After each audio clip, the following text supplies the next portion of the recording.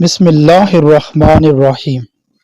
یہ حضرت حزقیل علیہ السلام کی قوم کا ایک بڑا ہی عبرتناک اور انتہائی نصیحت آمیز واقعہ ہے، جس کو خداوند قدوس نے قرآن مجید کی سورہ بقرہ میں بیان فرمایا۔ حضرت حزقیل کون تھے؟ یہ حضرت موسیٰ علیہ السلام کے تیسرے خلیفہ ہیں جو منصب نبوت پر سرفراز کیے گئے۔ حضرت موسیٰ علیہ السلام کی وفات اقدس کے بعد آپ کے خلیفہ اول حضرت یشوع بن نون علیہ السلام ہوئے، جن کو اللہ تعالیٰ نے نبوت عطا فرمائی۔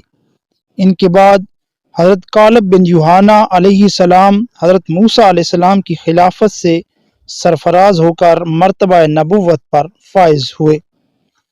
پھر ان کے بعد حضرت حزقیل علیہ السلام حضرت موسیٰ علیہ السلام کے جانشین اور نبی ہوئے۔ حضرت حزقیل علیہ السلام کا لقب ابن الجوز بڑھیا کے بیٹے ہے اور آپ ذوالکفل بھی کہلائے۔ ابن الجوز کہلانے کی وجہ یہ ہے کہ یہ اس وقت پیدا ہوئے جب کہ ان کی والدہ ماجدہ بہت بوڑھی ہو چکی تھی،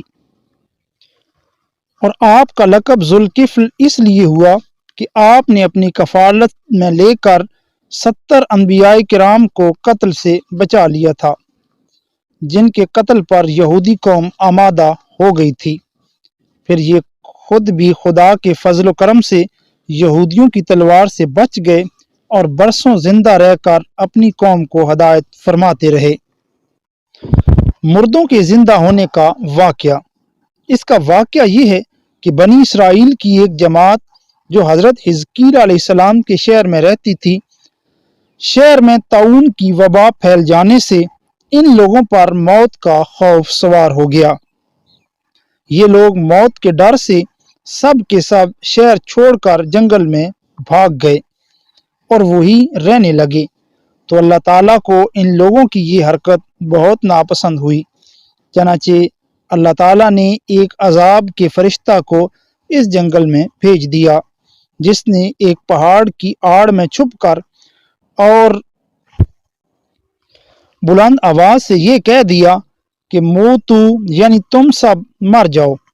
اس مہیب اور بھیانک چیخ کو سن کر بغیر کسی بیماری کے بالکل اچانک یہ سب کے سب مر گئے، جن کی تعداد 70,000 تھی۔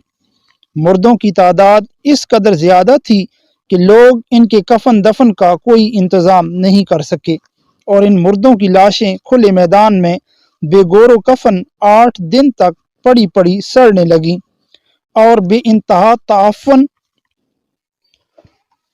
اور بدبودار جنگل بلکہ اس کے اطراف میں پیدا ہو گئی۔ کچھ لوگوں نے ان کی لاشوں پر رحم کھا کر چاروں طرف سے دیوار اٹھا دی تاکہ یہ لاشیں درندوں سے محفوظ رہیں۔ کچھ دنوں کے بعد حضرت حزقیل علیہ السلام کا اس جنگل میں ان لاشوں کے پاس گزر ہوا، تو اپنی قوم کے 70,000 انسانوں کی اس موت ناگہانی اور بے گور و کفن لاشوں کی فراوانی دیکھ کر رنج و غم سے ان کا دل بھر گیا۔ آپ دیدہ ہو گئے اور باری تعالیٰ کے دربار میں دکھ بھرے دل سے گڑ گڑا کر دعا مانگنے لگے، یا اللہ، یہ میری قوم کے افراد تھے جو اپنی نادانی سے یہ غلطی کر بیٹھے کہ موت کے ڈر سے شہر چھوڑ کر جنگل میں آ گئے۔ یہ سب میرے شہر کے باشندے ہیں، ان لوگوں سے مجھے انس تھا، یہ لوگ میرے دکھ سکھ کے شریک تھے۔ افسوس کہ میری قوم ہلاک ہو گئی اور میں بالکل اکیلا رہ گیا۔ اے میرے رب، یہ وہ قوم تھی جو تیری حمد کرتی اور تیری توحید کا اعلان کرتی تھی اور تیری کبریائی کا خطبہ پڑھتی تھی۔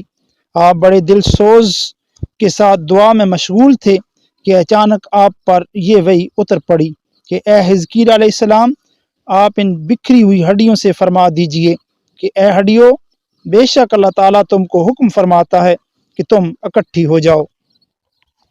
یہ سن کر بکھری ہوئی ہڈیوں میں حرکت پیدا ہوئی، ہر آدمی کی ہڈیاں جمع ہو کر ہڈیوں کے ڈھانچے بن گئے۔ پھر یہ وحی آئی کہ اے حزقیل علیہ السلام، آپ فرما دیجئے کہ اے ہڈیوں، تم کو اللہ کا یہ حکم آیا ہے کہ تم گوشت پہن لو۔